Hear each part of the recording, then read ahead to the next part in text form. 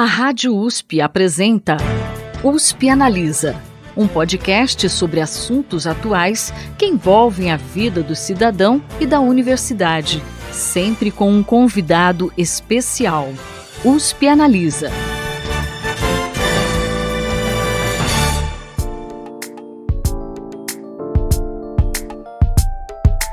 Aprovado em 2017, o novo ensino médio trouxe uma série de mudanças com o objetivo de flexibilizar o currículo e torná-lo mais atrativo aos jovens. Porém, especialistas, professores e os próprios estudantes se dividem em relação à implantação desse novo modelo e há, inclusive, quem defenda uma revogação. O Ministério da Educação suspendeu o cronograma de implantação, que começou no ano passado, e abriu uma consulta pública que se encerrou no início de julho para ouvir sugestões e propostas. Mas o tema ainda deve suscitar muita discussão. Para entender melhor esse novo modelo e o que pode ser feito para aperfeiçoá-lo, o USP Analisa deste mês conversa com a professora Maria Helena Guimarães de Castro, ela que é titular da Cátedra Instituto Ayrton Senna de Inovação em Avaliação Educacional, ligada ao Instituto de Estudos Avançados, Polo Ribeirão Preto da USP.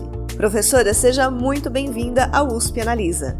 Muito obrigada, Thaís, muito obrigada pelo convite. É um prazer para mim estar aqui para conversar com você e com todos os ouvintes da Rádio USP sobre esse assunto tão polêmico, né, Thaís? Polêmico mesmo, viu, professora? Bom, para quem não está acompanhando a fundo essa discussão sobre o novo ensino médio, explica para a gente quais são as principais diferenças entre esse novo modelo e o modelo anterior. Olha, o modelo anterior era um modelo único, igual para todos, com no mínimo 13 disciplinas obrigatórias, sem nenhuma possibilidade de articulação com o ensino técnico profissional ou com disciplinas ou matérias eletivas, áreas de aprofundamento acadêmico, de acordo com os interesses dos estudantes. Além disso, o antigo modelo tinha 2.400 horas ao longo de 3 anos. O modelo atual tem 3.000 horas no mínimo. Inclusive, de acordo com a lei, é preciso chegar até 2028 a 4.200 horas. A ideia é essa, quer dizer, implantar o ensino médio tempo integral de pelo menos 7 horas por dia para todos os alunos do ensino médio. Isso está previsto na lei. Então, assim era o modelo tradicional do ensino médio brasileiro, lembrando que o Brasil é o único país do mundo que tinha um ensino médio engessado, igual para todos, inclusive muito conhecido por vários aí analistas como o ensino médio jabuticaba, porque nós fizemos um levantamento, e esse levantamento foi feito até pela Unesco e tudo, lá atrás, em 2016, e nenhum país do mundo tinha um ensino médio assim fechado, único, sem nenhuma flexibilidade. A discussão sobre o novo ensino médio, ela começou há muito tempo, há mais de 15 anos, que o país vem discutindo propostas, porque os resultados do ensino médio tradicional, eles não são bons. Nós observamos, assim, nos últimos 20 anos, uma grande estagnação dos resultados de aprendizagem dos alunos e taxas de evasão e de abandono muito altas. De cada 100 alunos que ingressam no ensino fundamental, em 2021, apenas 67 concluíam o ensino médio. E o primeiro ano do ensino médio é aquele que apresenta as taxas mais elevadas de reprovação e de abandono, porque, segundo uma pesquisa da Fundação Getúlio Vargas, a maior causa de abandono não era a necessidade de ingressar no mundo do trabalho, de complementar a renda das famílias. Essa era uma razão importante para muitos alunos abandonarem os estudos, mas o principal motivo era a falta de atratividade do currículo. Os estudantes não tinham a menor ideia para que servia aquilo que eles estavam aprendendo. Então, isso realmente serviu como um fator importante, tanto é que a mudança do ensino médio ela aparece como uma das metas do Plano Nacional de Educação, que foi aprovado em 2014. Então, esse era o modelo antigo. Muitos críticos a esse novo modelo defendem que o governo deveria revogá-lo. Porém, a implantação vem sendo feita desde 2022 e já está bastante avançada em alguns locais. Revogar não traria prejuízos a essas redes que já estão com essa implantação mais avançada? Qual a opinião da senhora sobre isso? Com certeza, Thaís. A minha posição e que de muitos especialistas, e principalmente dos secretários estaduais de educação, das escolas particulares, é uma posição de manter o novo ensino médio e aperfeiçoar o que for possível. A maioria das pessoas concorda que é importante fazer uma consulta pública, aperfeiçoar um novo modelo, mas há uma ideia de que houve um enorme esforço dos estados para desenvolver suas propostas curriculares. A Base Nacional Comum Curricular, ela não é um currículo único. A base é uma referência. Os currículos são estaduais. Então, o que nós observamos é que entre 2018 e 2021 houve um grande empenho dos estados, dos conselhos estaduais de educação, no sentido de aprovar os currículos novos do ensino médio, ou seja, um currículo que precisa ter, no máximo, 1.800 horas de formação geral básica, que inclui todos os componentes curriculares e as áreas do conhecimento, e 1.200 horas dos itinerários flexíveis, sendo que esses itinerários flexíveis, eles devem seguir as 4 áreas do conhecimento, que são as áreas de linguagens, ciências da natureza, ciências humanas e matemática e suas tecnologias, ou então um itinerário articulado ao ensino técnico profissional. Então, você tem aí uma mudança, na minha visão, muito importante, que é apresentar ao estudante a possibilidade dele fazer em 1.800 horas o ensino médio, a formação geral básica, e em 1.200 horas a possibilidade desse estudante seguir um itinerário técnico profissional numa entidade parceira. Pode ser um instituto federal, pode ser o Centro Paula Souza, pode ser o Sistema S, Senai, Senac, enfim, tem inúmeras alternativas de parceria para que esse estudante tenha um duplo certificado, o certificado do ensino médio e o certificado técnico profissional. Isso é muito importante porque um levantamento que foi feito ano passado pelo Datafolha mostrou que 47% dos alunos que estavam cursando o ensino médio ano passado queriam seguir o itinerário técnico profissional. E nós sabemos que há uma demanda no mundo do trabalho por pessoas com uma qualificação técnica profissional que não vai impedir esses alunos de continuarem estudando no nível superior, de prosseguir em alguma carreira. Então, eu acredito que, nessa altura do campeonato, revogar seria um retrocesso gigantesco. Primeiro, porque os estados se envolveram muito, investiram tempo, recursos humanos e financeiros.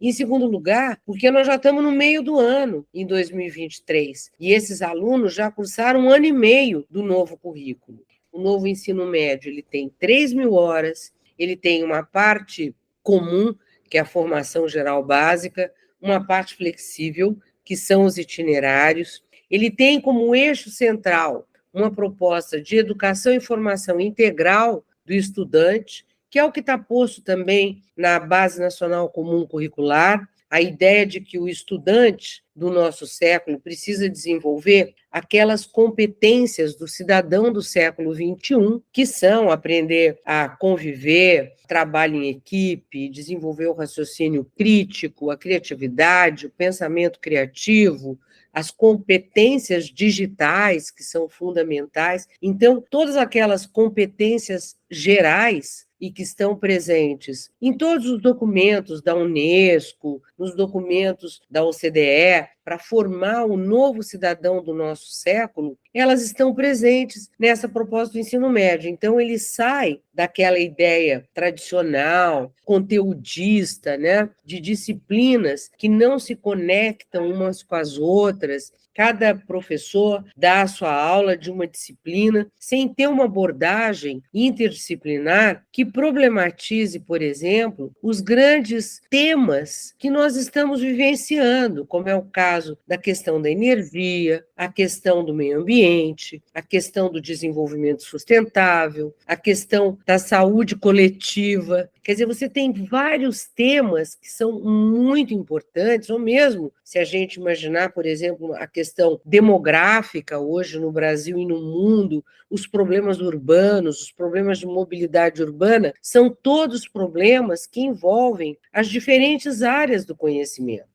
E, portanto, um professor, uma professora do ensino médio precisa ter a oportunidade de trabalhar esses temas numa abordagem interdisciplinar e que, a partir de projetos, os alunos tenham a oportunidade de fazer pesquisa, investigação, investigar em plataformas, desenvolver projetos entendendo a ligação entre a matemática, as ciências da natureza, a física, a química, a biologia, para compreender um fenômeno como é o meio ambiente, né? É impossível discutir o meio ambiente sem ter uma noção das diferentes linguagens, né? Sem ter uma noção das humanidades. Como é que eu vou discutir humanidade, vou discutir meio ambiente, sem entender como o meio ambiente afeta as populações, os diferentes grupos sociais, os grupos mais vulneráveis, como o meio ambiente afeta o futuro do planeta, como isso afeta questões que estão ligadas à geografia, à história, à sociologia, à filosofia, enfim. Essas áreas, elas são importantes, portanto, o conhecimento disciplinar é muito importante, mas é necessário que a escola tenha uma proposta curricular que permita a abordagem conectando esses conhecimentos todos adquiridos, né, e não aquele currículo tradicional. Uma aula de português, uma aula de matemática, uma aula de física, uma aula de química e acabou. Cada um dá o seu conteúdo, aquelas aulas mais tradicionais e pronto, né? O estudante não tem em nenhum momento a oportunidade de fazer um projeto, de discutir com a equipe, com os seus colegas, né? Temas que são os mais importantes para que esses estudantes estejam preparados para o futuro, seja para o ingresso no ensino superior, seja por ingresso no mundo do trabalho. Professora, a senhora falava sobre os itinerários formativos e eles têm sido aí um dos grandes alvos de críticas dentro do novo modelo. As escolas não são obrigadas a disponibilizar todos eles, o que prejudicaria a escolha dos estudantes, segundo esses críticos, e muitas também não dispõem de infraestrutura adequada. Critica-se ainda o próprio conteúdo de algumas disciplinas, como as que foram destacadas por alguns veículos de comunicação, ensinando a fazer brigadeiro ou a jogar RPG. Enfim, qual a sua avaliação sobre a implantação desses itinerários? A senhora acredita que houve uma falta de compreensão na elaboração de algumas disciplinas?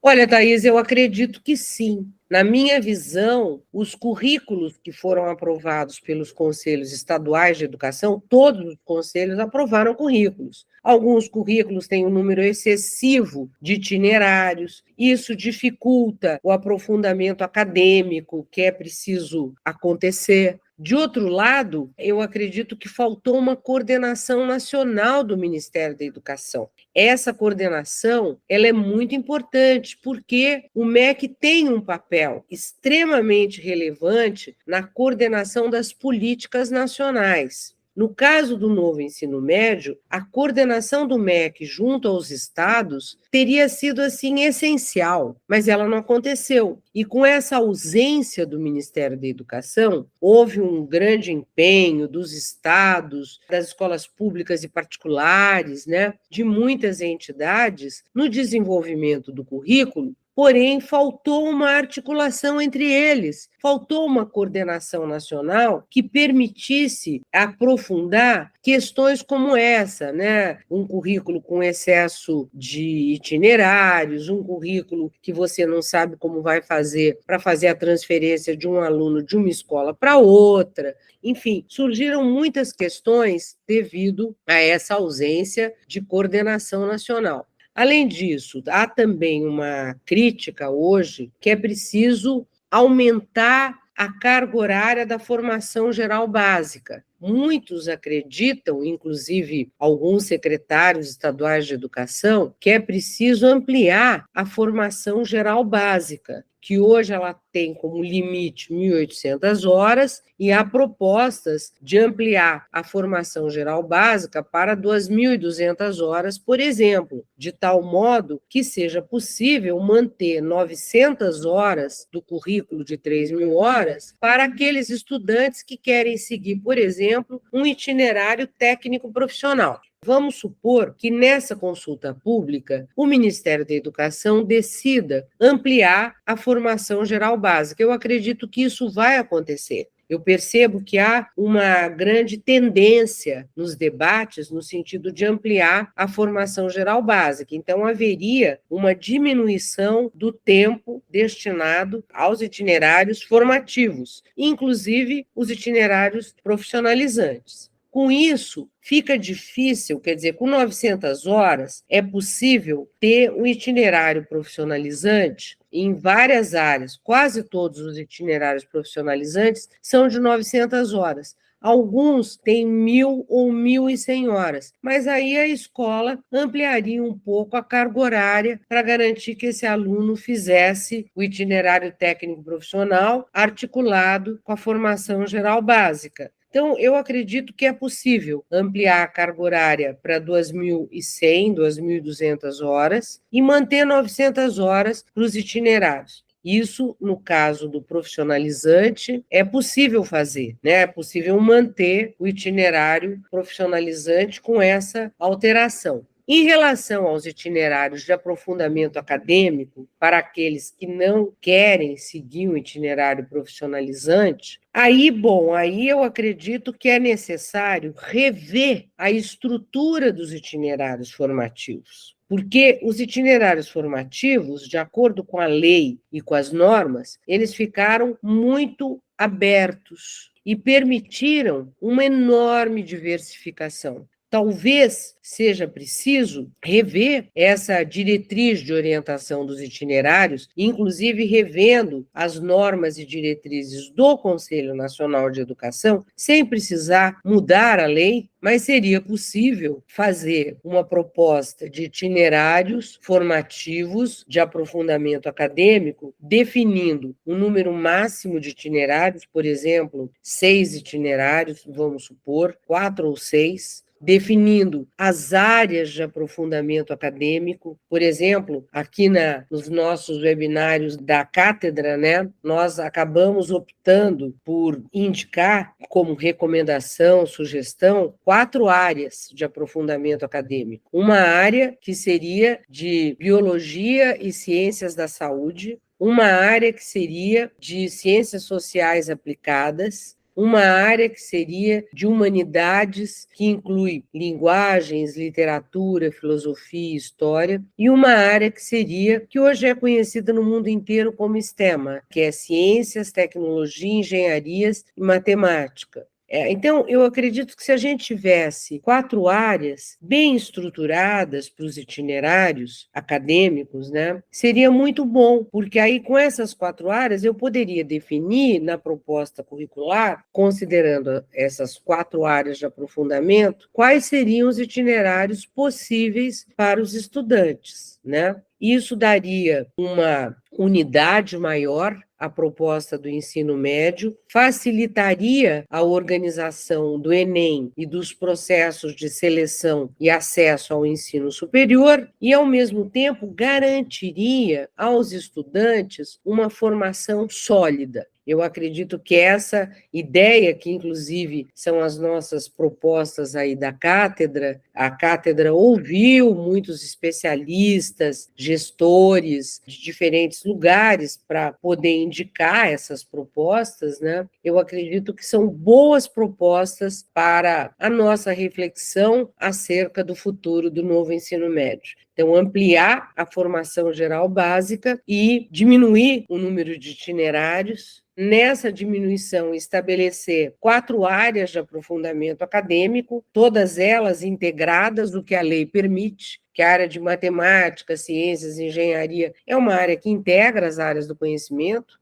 A área de humanidades e linguagens também ela já integra as áreas do conhecimento. A área de ciências sociais aplicadas também integra a matemática com as humanidades, né? E a área de biologia e ciências da saúde também integra várias áreas do conhecimento. Então, eu acredito que né, na minha visão, uma boa sugestão da cátedra nesse debate sobre o futuro do novo ensino médio. Daqui a pouco nós vamos nos aprofundar um pouquinho nessas propostas trazidas pelos webinários da cátedra e que foram encaminhadas ao Ministério da Educação. Mas antes eu gostaria de falar de outro ponto que também foi alvo de quem critica o novo ensino médio, que é a falta de formação dos professores para lecionar essas novas disciplinas que integram os itinerários. Da sua análise, professora, o que poderia ser feito para melhorar esse ponto? Primeiro, eu quero dizer, né, que os professores, gente, são os mesmos professores. É o mesmo professor que já dá aula hoje de matemática, que dá aula de física, que dá aula de química, que dá aula de biologia, que dá aula de filosofia, que dá aula de sociologia. É o mesmo professor, não é outro professor. O que precisa é fazer um trabalho pedagógico de formação continuada com esses professores que já existem, que estão trabalhando nas escolas de ensino médio, para que eles comecem a desenvolver um planejamento pedagógico mais articulado, com uma abordagem mais interdisciplinar, com ênfase em ensino por projetos, né? Isso vai depender muito da coordenação pedagógica das escolas de ensino médio. Então, veja, não é um outro professor que a gente vai precisar ter. Nós precisamos ter uma escola com uma proposta pedagógica que compreenda o que é o novo ensino médio e uma coordenação pedagógica que faça um trabalho com os professores da escola. Então, eu acredito que a formação continuada, ela é necessária sempre, independente da reforma. Mesmo se não tivesse reforma, os professores precisariam fazer formação continuada, né? Isso é permanente, não tem como resolver. Então, eles precisam de uma formação continuada e precisam, principalmente, eu creio, de coordenadores pedagógicos que compreendam bem o sentido da reforma e façam um trabalho. Eu lembro que no meu tempo, faz muitos anos, na escola que eu frequentei na década de 50, olha que horror, era uma escola que o coordenador pedagógico se reunia semanalmente com todos os professores. Então, era toda semana, era um trabalho articulado, de coordenação pedagógica, que eu mesma, naquela época, eu tive uma formação, a minha escolha foi clássico, porque naquela época era tudo separado, não é esse o modelo que a gente defende hoje, mas eu lembro que naquela época, no meu curso de clássico, era tudo muito integrado. Então, nós já tínhamos uma visão de literatura, de filosofia, de sociologia, das diferentes linguagens. Eu tinha aula de inglês, francês e português, né? Na época, eu não tinha física e química, nem matemática, não tinha. Mas todas as áreas eram muito, muito integradas. Eu tinha área até de ética e cidadania, olha só. E era muito integrado, porque a ética e cidadania, ela integrava a filosofia, a sociologia, a história, a ciência política. Nós tínhamos aula que trabalhavam também as questões de antropologia, então era tudo bastante integrado. E isso eu creio que não existe mais na escola pública, mas também não existe nas escolas particulares. Então, eu acredito que isso é muito importante, né? Na minha visão, o coordenador pedagógico ele tem um papel essencial no desenvolvimento da proposta curricular e depende muito da sua liderança, da sua capacidade de articulação e também, isso é um ponto importante, Thaís, a dedicação exclusiva do professor a uma só escola. Isso é imprescindível. Se o professor ficar rodando, cada aula numa escola rodando por aí, não vai dar certo. Então, a dedicação exclusiva,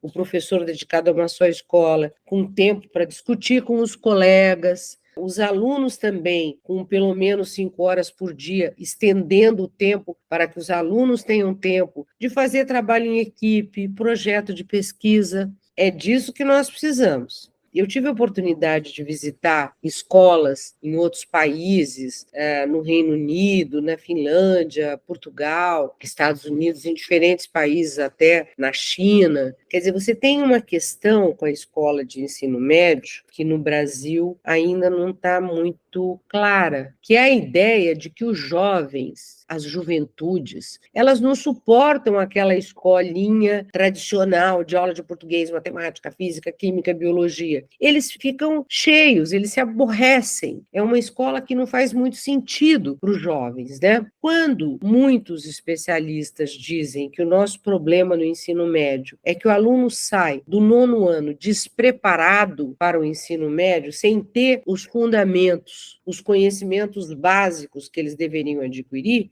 isso é verdade. Nós vamos melhorar muito os anos iniciais e os anos finais do ensino fundamental para que esse aluno chegue ao ensino médio já tendo conhecimento disciplinar dos conceitos e conteúdos básicos para poder entender o mundo, para poder fazer as conexões entre os diferentes conhecimentos. Então, essa é uma falha do nosso sistema e que a gente vê que os outros países já fazem há bastante tempo. A maioria desses países tem 3 ou 4 disciplinas obrigatórias no ensino médio e o restante são ou eletivas ou trilhas articuladas, né? Tanto é que você vê o PISA é uma avaliação internacional de alunos de 15 anos. Por quê? Porque a maioria dos países do mundo, até os 15 anos, o currículo é igual. É único, é comum, é a formação geral básica. Quando os alunos ingressam no ensino médio, o currículo já começa a ser flexibilizado e diversificado para atender às diferentes aspirações, interesses dos adolescentes, não, dos jovens, né? Diz que a adolescência agora é dos 11 aos 14, a partir dos 15 são juventudes. Então, eu vou seguir essa terminologia dos psicólogos e tal, porque é o que existe hoje, né? E realmente é quando os alunos já estão com as diferentes identidades, do ponto de vista da sua inserção no mundo, identidade de gênero, identidades sociais todas, né?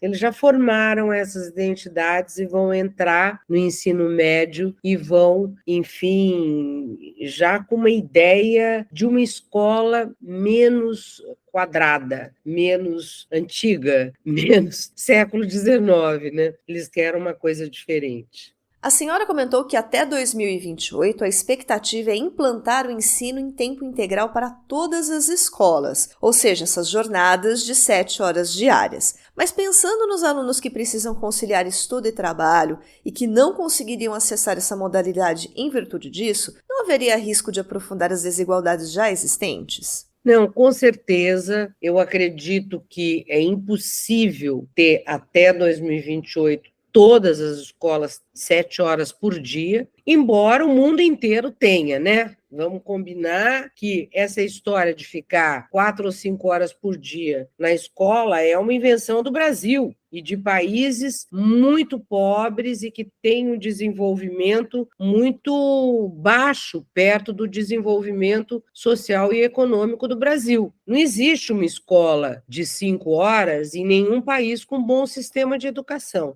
Todas as escolas têm, no mínimo, 6 horas por dia. A maioria tem 7 horas por dia. Algumas têm mais. O Brasil tem muita desigualdade. E nós ainda temos algo que só existe no Brasil: 20% dos alunos de ensino médio no noturno. Isso não existe. Quando você fala isso em qualquer país, Você pode falar isso até para o Chile. É estranho o Brasil ter aluno no noturno. Na Colômbia não tem aluno noturno. É uma coisa que o Brasil precisa superar. Por quê? Ele tem que dar um jeito, quer dizer, o aluno do ensino médio precisa ter o direito a uma bolsa para não precisar trabalhar, caso ele tenha que trabalhar, entendeu? Alguma coisa tem que ser feita. Nós não temos o ProUni, as bolsas para cursar o ensino superior. Precisamos ter bolsa para que o aluno vulnerável, de mais baixa renda, que precisa trabalhar, ele tenha direito. Eu não posso, de forma alguma, dar uma formação inferior para o aluno que está no noturno. E é impossível ter um curso noturno com mais do que 4 horas por dia. O aluno trabalhou o dia inteiro, ele vai ter aula das 7 às 11. Então, esse aluno não vai dar conta de ter uma formação integral sólida.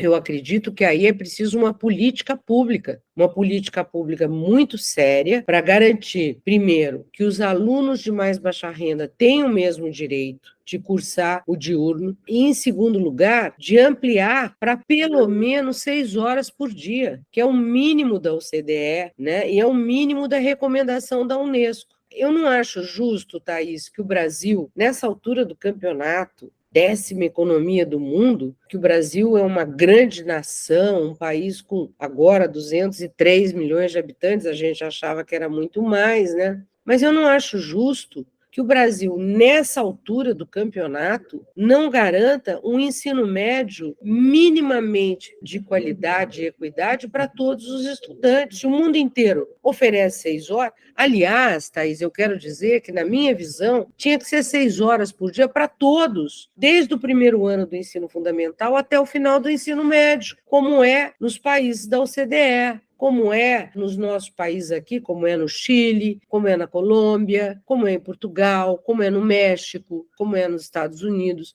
Eu não acho justo. Então, talvez a gente tivesse que jogar essa discussão para a questão do financiamento, né, professora? Porque quando a gente pensa numa escola de 6 horas, tem que ser uma escola que tenha estrutura, que ofereça alimentação adequada. Quando a gente fala em bolsa para os estudantes, quando a gente fala em dedicação exclusiva dos professores. Pois essa eu acho que seria a mais importante política pública do governo federal. Nenhuma outra é tão importante. Tá certo que a alfabetização é muito importante, a criança que não é alfabetizada, ela não tem como ir para frente. Ela sempre será uma criança com dificuldade de aprendizagem e muito provavelmente vai abandonar os estudos antes de concluir o ensino médio. Então, a alfabetização é muito importante. Agora, a principal política pública de educação no Brasil hoje é, no mínimo, 5 horas para todos. Nós temos 5 horas só no ensino médio. No ensino fundamental são 4 horas por dia. É ridículo. A escola de 4 horas por dia, o aluno tem, em média, 3 horas e 15 de aula por dia. Como é que você pode oferecer uma formação com 3 horas e 15 por dia? É impossível.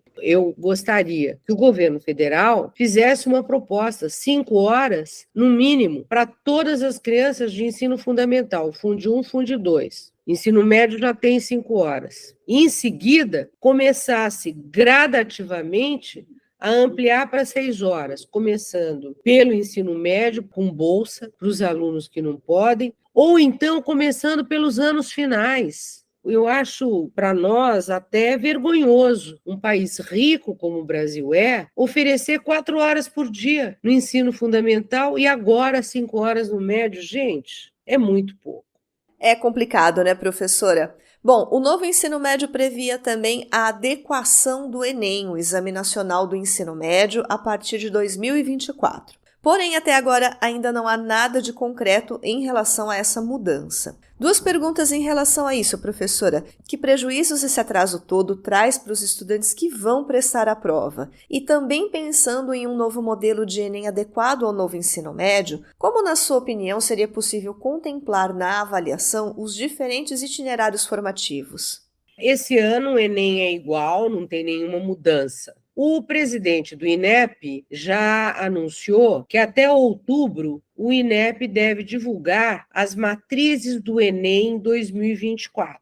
O debate está muito dividido sobre o futuro do Enem. Alguns defendem apenas a avaliação da formação geral básica, e eu discordo. Eu acho que é necessário ter uma prova que avalie a formação geral básica igual para todos, e na medida que o MEC faça uma reorganização dos itinerários com aquelas 4 áreas, diminuição de números de itinerários, ter um núcleo de competências gerais ou básicas de cada uma das 4 áreas, e o aluno, então, escolhe a área que ele quer. Vamos supor, um aluno que tenha mais interesse na área das engenharias, que é o tal do STEM, ciências, tecnologia, engenharia, matemática e suas tecnologias, esse estudante, ele deverá ter um conjunto de provas. O aluno que tem interesse maior na área de humanidades e linguagens, esse estudante deverá ter um conjunto de provas no Enem. E a universidade usa os resultados como é hoje, do jeito que ela quer. Hoje já é assim. Eu penso que essa seria a possibilidade de nós termos um Enem que dialogue melhor com o novo ensino médio. Porque avaliar apenas a formação geral básica, você sabe, as escolas preparam os alunos para fazer o Enem. Então, ninguém vai se lembrar dos itinerários.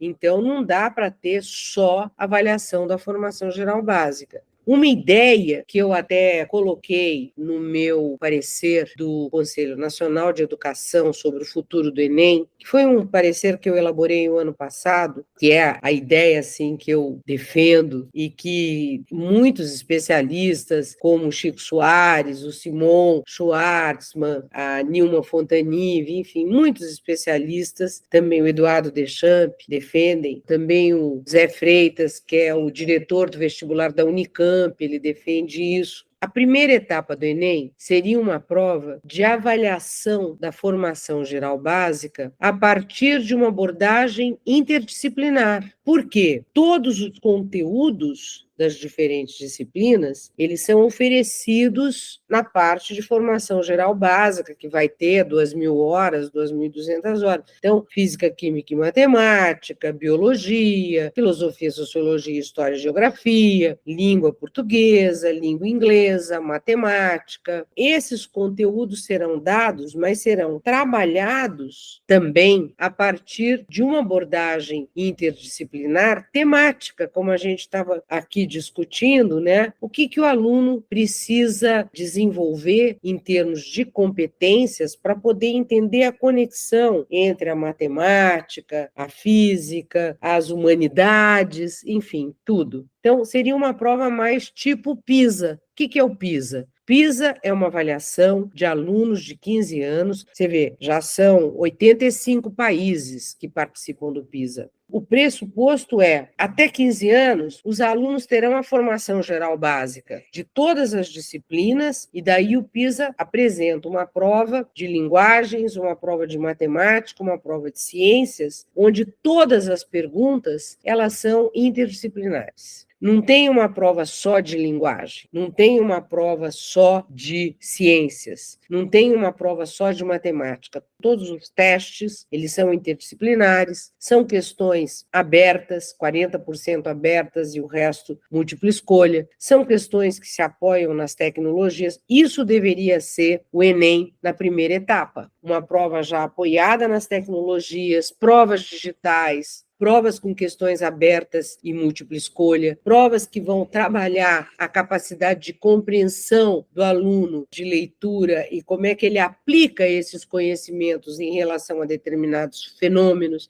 Assim é o PISA. Eu acho que o Enem, formação geral, deveria pensar, considerando a realidade brasileira, uma prova nessa linha para avaliar os alunos. Na segunda etapa, o Enem, então, faria uma prova de aprofundamento na área de STEM, uma prova de aprofundamento na área de biologias e ciências da saúde, uma prova de aprofundamento na área de humanidades e linguagens, uma prova de aprofundamento na área de ciências sociais aplicadas. O vestibular da Unicamp é um pouco assim. Ele tem uma prova de conhecimentos gerais, que é cada vez mais interdisciplinar, e depois ele tem uma segunda etapa, uma prova de aprofundamento acadêmico para quem vai para a área das engenharias, Eu acho que isso seria o ideal. E a universidade diz o resultado como ela quer. Por exemplo, vamos supor que um aluno que se sinta mais preparado para a área das engenharias e das tecnologias, se ele tivesse uma nota muito alta, ele não poderia ir para a medicina? Claro que pode.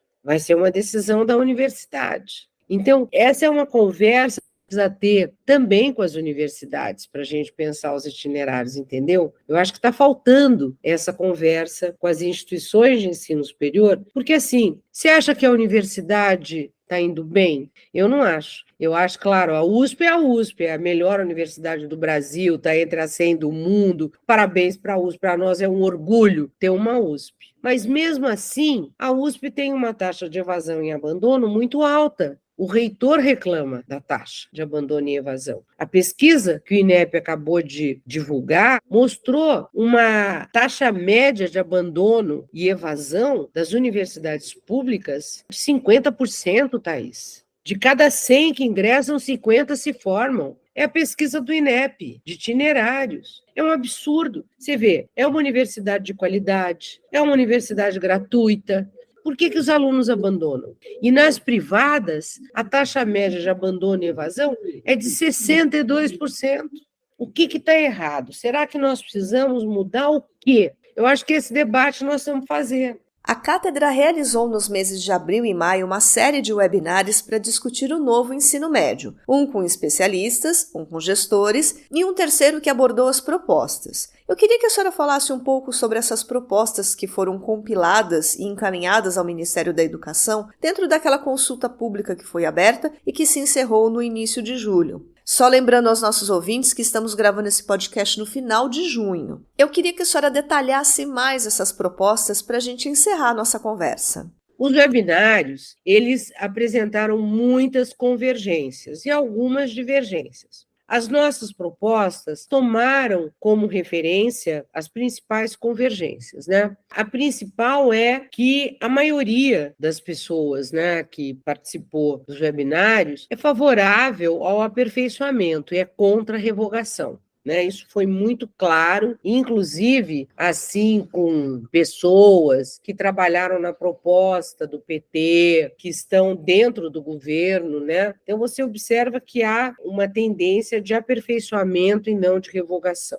Em segundo lugar, uma ideia muito forte de que o novo ensino médio tem como principal característica o projeto de vida, a formação integral, a educação integral, trabalhando muito as competências do nosso século para a juventude, né? Isso apareceu muito em todos eles. Então, nós defendemos a proposta curricular do novo ensino médio como o princípio geral sobre o qual o novo ensino médio está articulado. Depois, uma ideia muito forte de que é necessário ampliar a formação geral básica. A formação geral básica hoje ela tem um limite de 1.800 horas. Houve, inclusive, uma proposta que eu gosto, que é de nós termos 400 horas a mais como uma banda flexível. Então, nós teríamos 1.800 de formação geral básica obrigatória para todos e 400 horas como uma banda flexível para desenvolvimento das competências do século XXI para a cidadania e para o mundo do trabalho. Eu acho essa proposta muito interessante, inclusive ela dialoga muito bem com os itinerários técnico-profissionais que os alunos já podem considerar nessas 400 horas flexíveis uma parte para integrar o seu currículo de profissionalizante, né, para que eles tenham os 2 diplomas. Uma ideia também muito forte, que eu já discuti aqui, de que a formação geral básica, ela é algo que deve explorar a interdisciplinariedade a partir das disciplinas. Não que as disciplinas não sejam importantes, mas a disciplina, ela é o ponto de partida para abordagem interdisciplinar dos conhecimentos, para que o aluno trabalhe unidades temáticas, como eu mencionei, meio ambiente, energia, desenvolvimento sustentável e assim por diante. Isso apareceu demais, né? A ideia de transbordamento das disciplinas e de ter um currículo que enfatiza enfatize a interdisciplinariedade a partir das disciplinas. Um outro ponto muito forte é a necessidade de nós definirmos o perfil do egresso do novo ensino médio. O que nós queremos desse estudante? Qual é o perfil que ele precisa ter? Eu acho isso muito importante. Também acho importante a ideia de que os itinerários técnico-profissionais eles devem ser muito reforçados no novo ensino médio. Isso foi bastante apoiado por todos que participaram, as parcerias, a ênfase que o MEC deve dar, a importância das articulações entre as escolas de ensino médio com as escolas técnicas, tanto Paula Souza, Instituto Federal, o Sistema S, enfim, isso foi muito forte. A outra coisa que foi muito forte foi a ideia de combater as desigualdades. E para combater as desigualdades é preciso ter muito cuidado para garantir as mesmas oportunidades, mesmo para os municípios que só têm uma escola de ensino médio. E foi muito reforçado que os municípios que têm uma escola só, eles têm professores de todos os componentes curriculares. E, portanto, se eles têm professor de filosofia, história, geografia, sociologia, química, física, biologia, matemática, língua portuguesa, etc., que esses municípios podem oferecer itinerários integrados, que os professores estão lá, são os mesmos professores. Um outro ponto também muito reforçado foi a necessidade do papel do MEC na coordenação nacional, no monitoramento, na articulação, o papel do MEC na formação continuada de professores, papel do MEC no apoio à expansão da escola a tempo integral, papel do MEC no apoio aos estudantes que estão no noturno, para que eles tenham um complemento à distância ou híbrido, para superar o fato de que não dá para ter uma carga horária de 5 horas. Então, o papel do MEC foi bastante reforçado.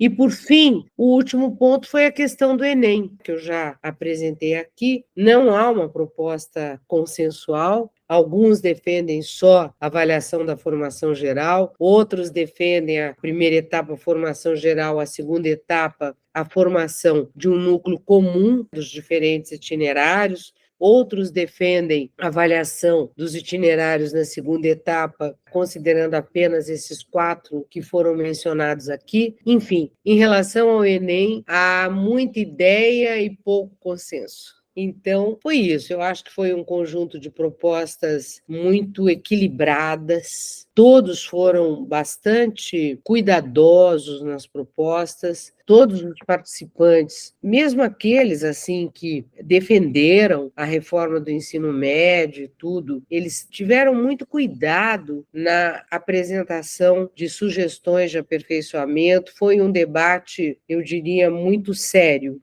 e muito equilibrado. Não foi um debate no calor político, ideológico, eu sou contra, não quero saber. Não, nada disso. É um debate muito sério de quem realmente está preocupado com o futuro do Brasil e com o futuro da educação pública no Brasil. Bom, infelizmente o nosso programa está chegando ao final. Hoje nós conversamos com a professora Maria Helena Guimarães de Castro, ela que é titular da Cátedra Instituto Ayrton Senna de Inovação em Avaliação Educacional, ligada ao Instituto de Estudos Avançados Polo Ribeirão Preto da USP. Professora, muito obrigada pela sua presença aqui conosco. A gente segue acompanhando os trabalhos da cátedra e estamos sempre abertos às discussões que vocês têm para propor para a gente.